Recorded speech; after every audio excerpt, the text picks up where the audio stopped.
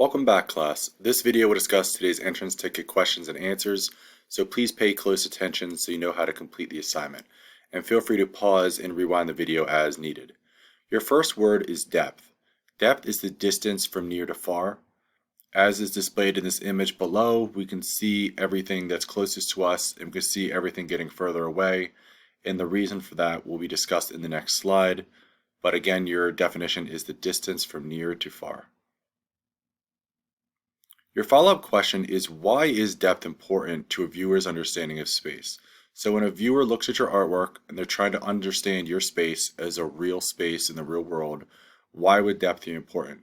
And the answer is that in real life we see depth. We see things getting larger as they get closest to us, and we see things getting smaller as they go further back. So without depth, everything will look flat.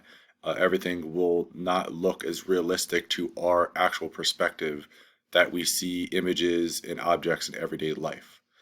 So that is your entrance ticket for today. Please feel free to rewind the video if you need any further explanation, any of the definitions or answers.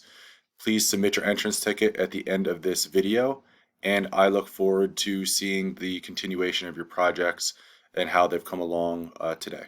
All right, I will talk to you all soon. Bye.